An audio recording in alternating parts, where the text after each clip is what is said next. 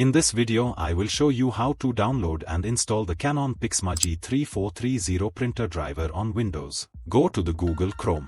Enter Canon G3430 printer driver in the search box and click on the search icon. From the search results, click on the official Canon website for that printer model.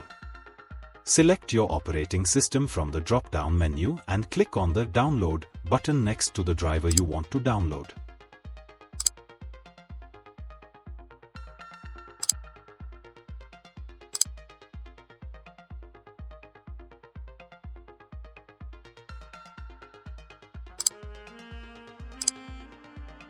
Once the download is complete, double-click on the downloaded file to launch the installation wizard. If the installation asks you to connect the printer, do so using the appropriate USB cable connection. Make sure the printer is turned on.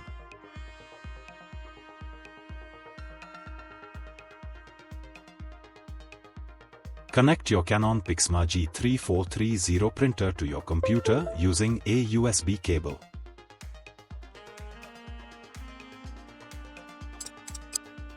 Once the installation is complete, restart your computer if prompted. Your Canon PIXMA G3430 printer should now be ready to use with Windows via USB connection.